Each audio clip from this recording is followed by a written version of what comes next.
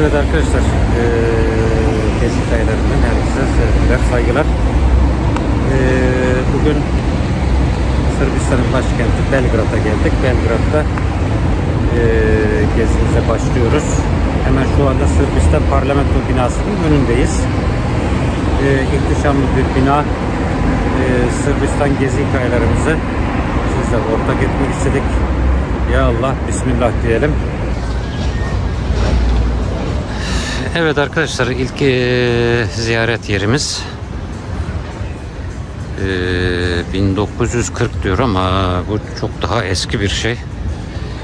Bir katedral kilise, Aziz Mark Kilisesi.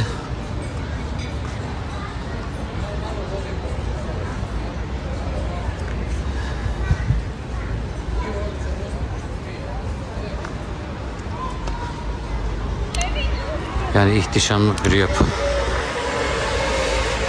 Hemen orada bir müzik ekibi var. Onlarda ne iş görevi var bilmiyorum.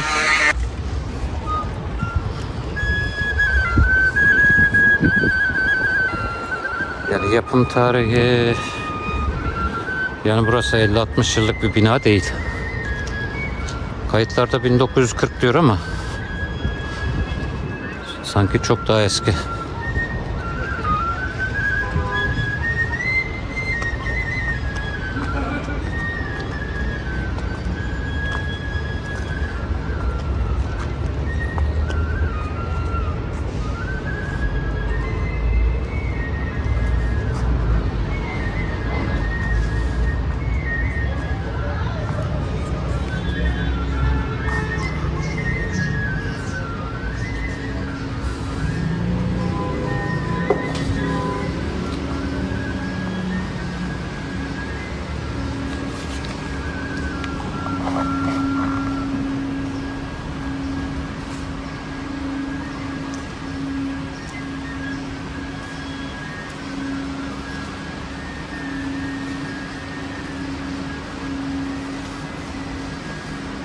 Evet, büyük Sırp Ortodoks Kilisesi'ymiş arkadaşlar.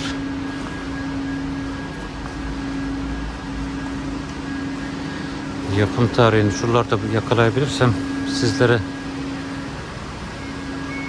onu da söylemek istiyorum. Yani şöyle baktığın zaman normal kireç harç sıva gibi, sütunlardaki işlemeler sanki alçı gibi. Yani yeni yapı olabilir ama 1940'da çok erken geldi bana.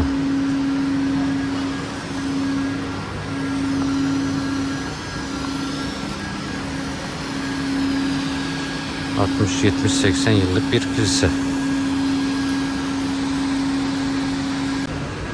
Açılış tarihi 1940'mış, yani doğruymuş.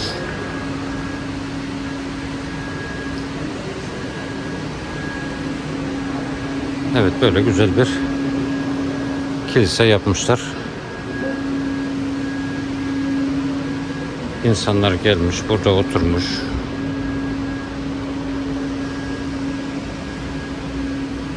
Ve ibadetlerini yapmış diyelim artık. Kiliseden çıkalım. Evet, burada da bir nikah töreni var herhalde. Arada gelinlik elbiseli bir bayan. Arka tarafta saz takımı. Ben tahmin ediyorum böyle bir şey.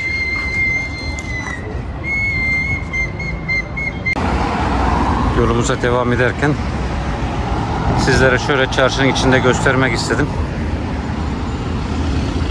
Ana caddelerin kenarları biraz modernizasyon yapılmış. Ancak arka sokaklar da halen eski, yıkık dökük, o şekilde. Ama geniş geniş parklarına sözümüz yok. Temiz, tertipli, park konusunda sıkıntı yok.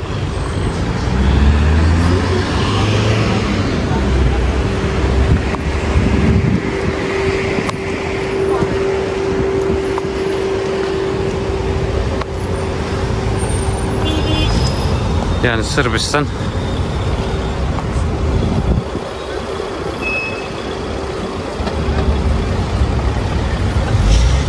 Sırbistan hızlı bir şekilde gelişmekte. Şehir içi elektrikli otobüsleri, raylı sistemleri, artı elektrikli otobüsler, normal otobüsler, yani hızlı bir değişim içerisinde.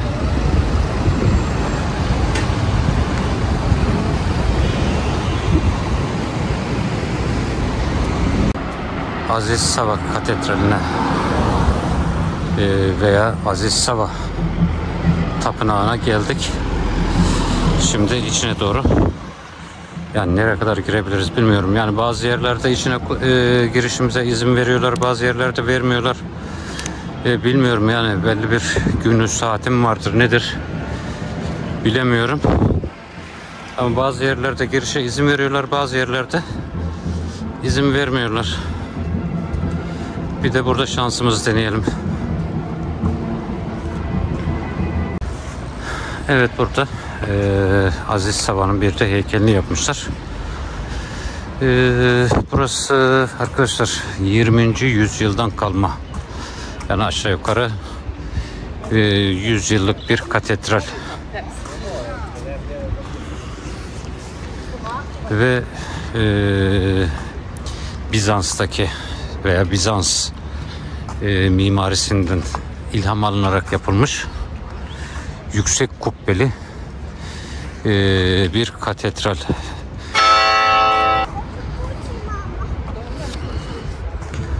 Aslında arkadaşlar buraya katedral de dememek lazım. Yani kilise olarak kullanılıyor. Kilise diyelim biz buraya. Aziz Sava Kilisesi. Çünkü yapıldığında katedral olarak yapılmış, ancak şu anda kilise olarak hizmet veriyor.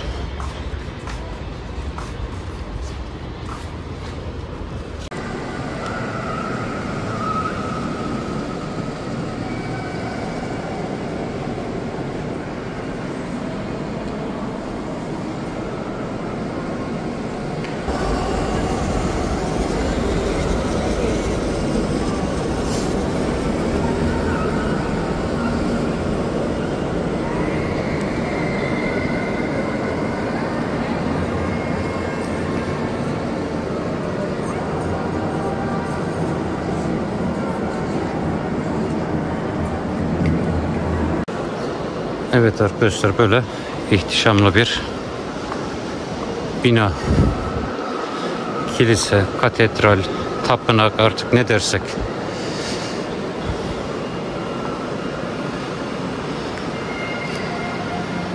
Altın varaklarla süslenmiş.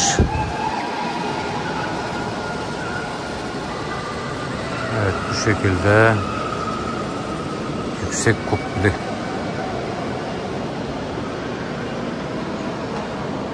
Bir Ortodoks kilisesi. Buna dine tabi kişiler hemen karşımızda geliyorlar, orada ibadetlerini yapıyorlar, saygıda kusur etmeden. Ön tarafa geçiyorlar. Ön taraftaki konu nedir bilemedim. Dışarıda bir davul zurna sesi vardı. Çalgı çengi sesi vardı. Herhalde yine bir nikah töreni gibi bir şey. Ellerinde bayraklar falan var. Tahmin ediyorum onlar da nikah şahitleri veya öyle derler ya, nikaha şahitlik etmek isteyen yakın akrabalar herhalde.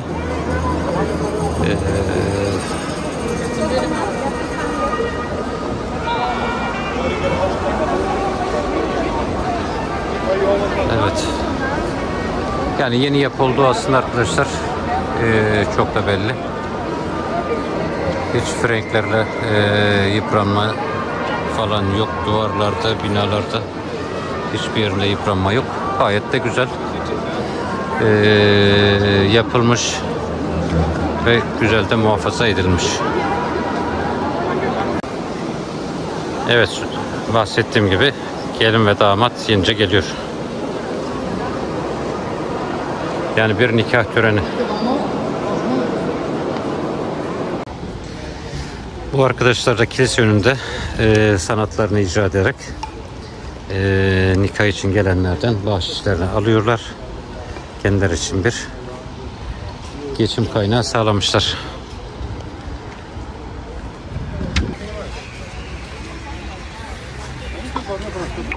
Evet, mum yakma bölümleri. Bu tarafta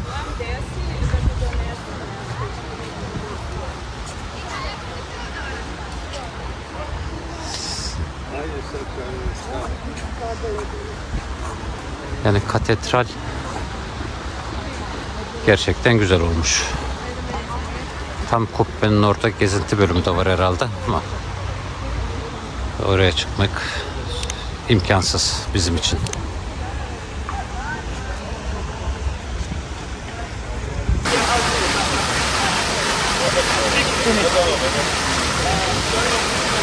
Evet arkadaşlar, su eşiğinde de katedralin görüntüsü bu şekilde.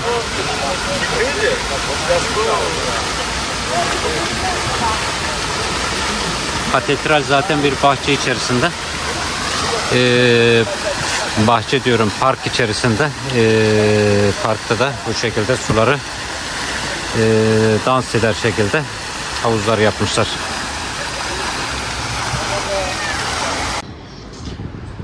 Evet arkadaşlar, burası da Aziz Sava'nın tapınağı. Yani içinde var mıdır yok mudur bilmiyorum, içine almıyorlar.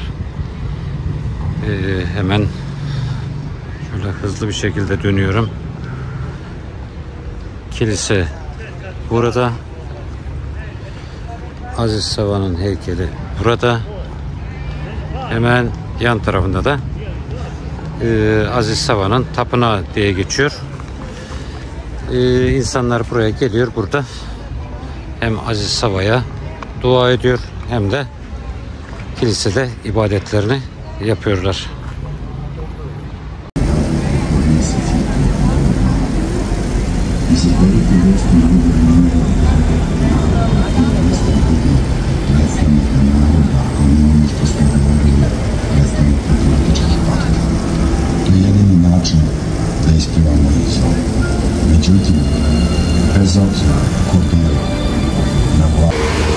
Evet arkadaşlar, buraya kentin ortasına böyle bir yapay su şelalesi yapmışlar. Altında havuzu var. İnsanlar geliyor burada, ellerini ıslatıyor, ayaklarını ıslatıyor. Evet, serinlemek için.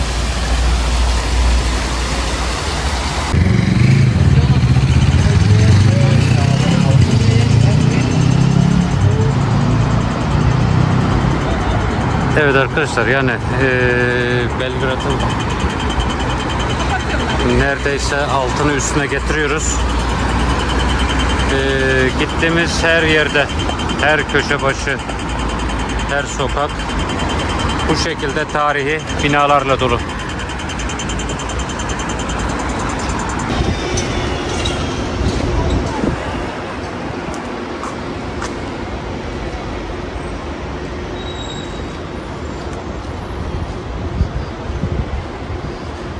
Evet, bahsettiğim gibi arkadaşlar, Belgrad demek neredeyse sanat demek gibi, tarih demek gibi. Her köşe başı, her taraf bu şekilde binalarla dolu. Yani şöyle ileriye doğru bakıyorum, yine aynı şekilde. Yani cadde boyu her taraf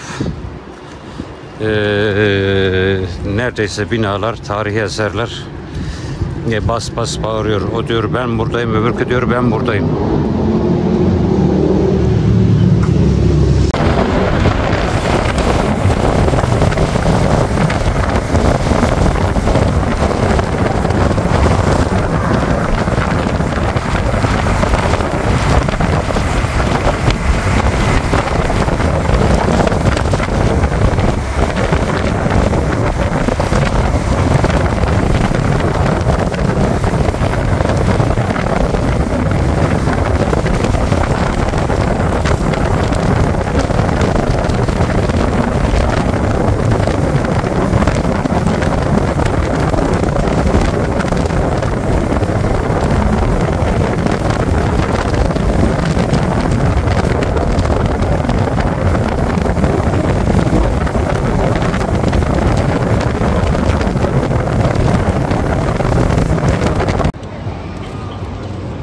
Evet arkadaşlar, akşam oldu.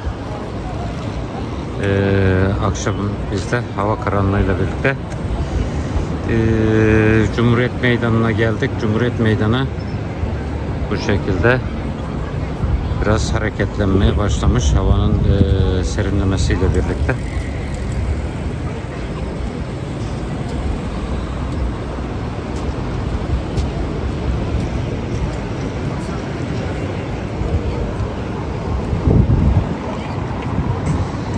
Şimdi hem Cumhuriyet Meydanı'nı şöyle gezmeye başlayalım, hem sizlere Sırbistan, Belgrad ile ilgili ufak tefek bilgiler vereyim. Sırbistan arkadaşlar yaklaşık 7 milyon nüfusu var. Yani Balkanların aşağı yukarı nüfus olarak en kalabalık ülkelerinden birisi. 7 milyon nüfusun yaklaşık 1.6 milyonu, 1.7 milyonu da Belgrad'da yaşıyor. Yani nedir bu? Her 5 kişiden birisi Belgrad'da yaşıyor. Belgrad önemli bir şehir. Tuna ve Sara diye iki tane nehrin birleşme noktası. İki nehrin birleştiği, iki kanalın birleştiği nokta üzerine kurulmuş. Yani kanallar şehri der gibi birçok kanal var. Aslında denize bir kenarı yok ama sahili yok.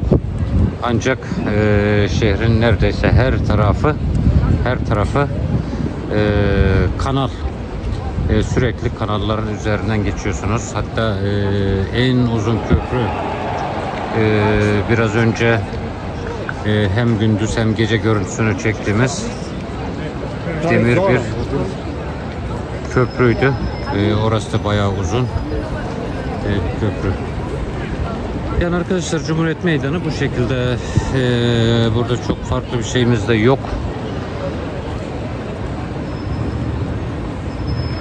Evet, şöyle bir ilerleyelim.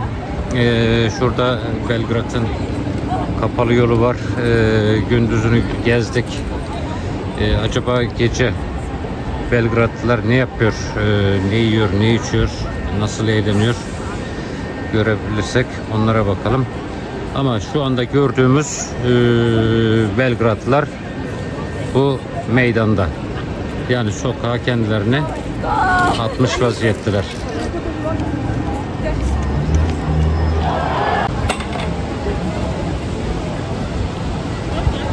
Evet arkadaşlar, şöyle yavaş yavaş ilerleyelim. Burada da Sırbistan basketbol takımının bir maçı var.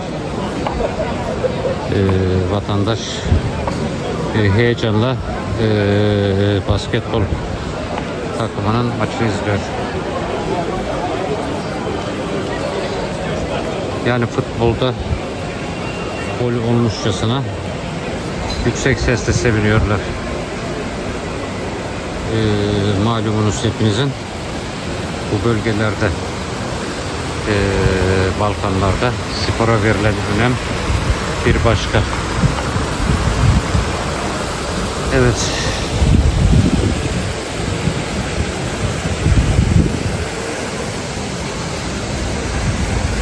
Kapalı yol burası.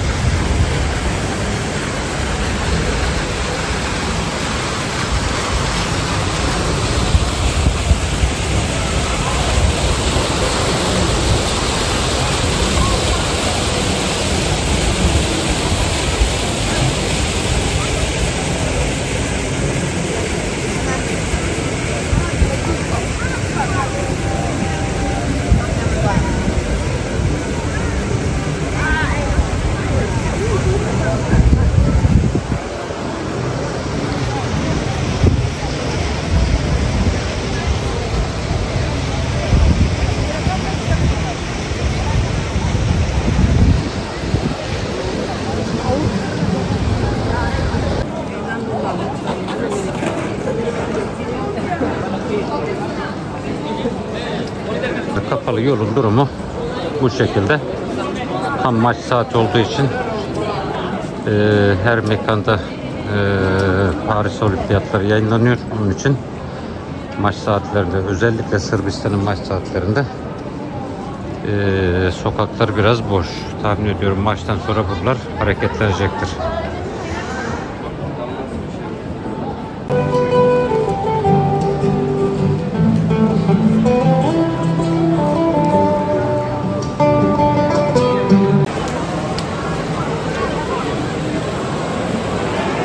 Evet, mekanlar zaten bu şekilde.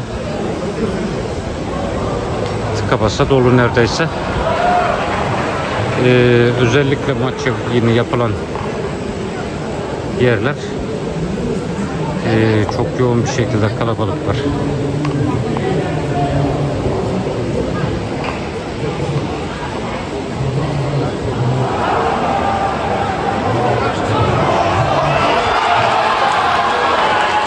Evet, herhalde basket oldu.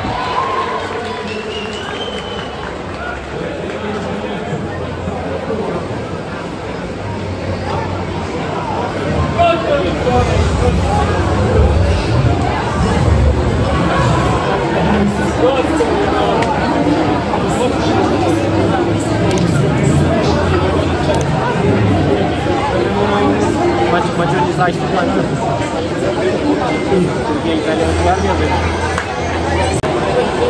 Evet, Sırbistan Amerika maçı.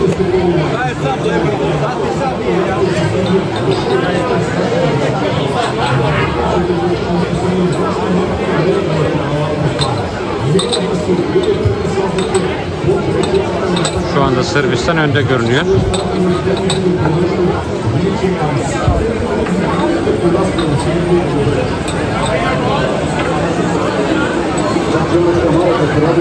Yani bu sevinç nidaları da o yüzden.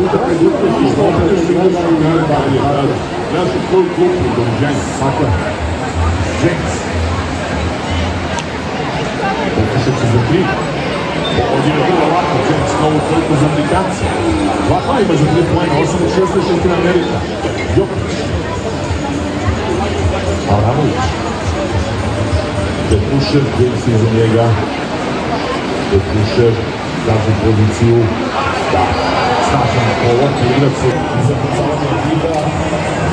To roku to są kulturalnie gracze na Amerykę są odprowadzili publiku da im pomogą. No taj rok naših selektora.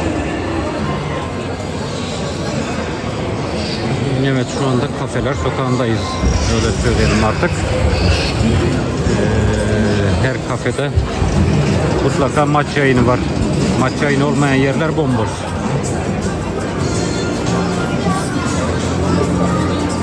Yani spor sevgisini siz tahmin edin arkadaşlar. Dün Novak Djokovic'in tenis maçı vardı.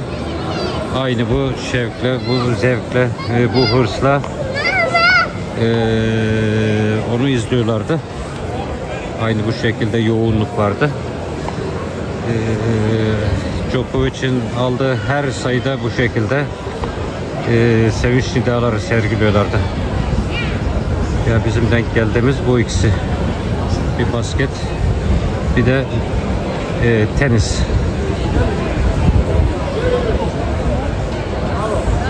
Mekanlar dolu.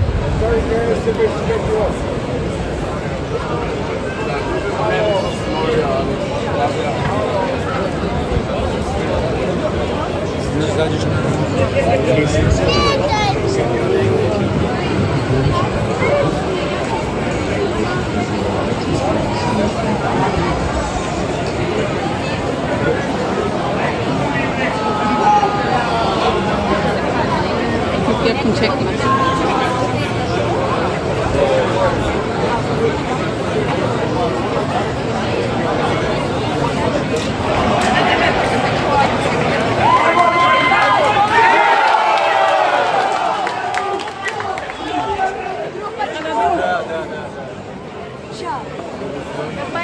Ну я им хочу электронно показать. А здесь...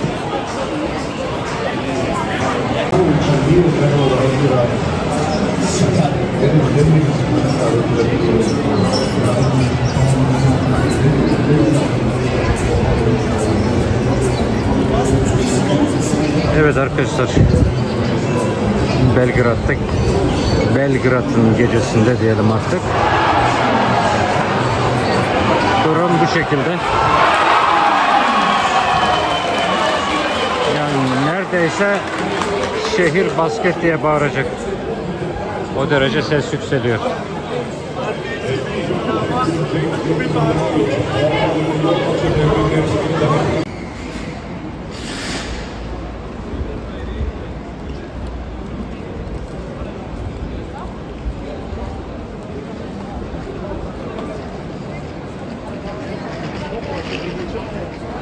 Evet arkadaşlar, Belgrad'ın ışıltılı gece hayatı da bu şekilde. Çok fazla bir şey göremedik gençler. Genç demeyelim artık. Genci, yaşlısı, kadını, erkeği, çocuk hepsi şu saatlerde basket maçına yoğunlaşmış. Onun için sokaklar bomboş.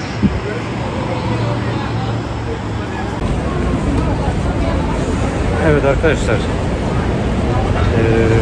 Belgrad'dan sizlere aktarabileceklerimiz şimdilik bu kadar. Çok da videoyu uzatmak istemiyorum. Çok uzatıp da sizler de sıkmak istemiyorum.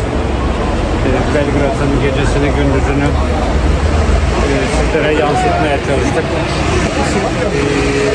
Yansıtamadığımız yerlerde oldu. Yani burası aslında güzel bir yer.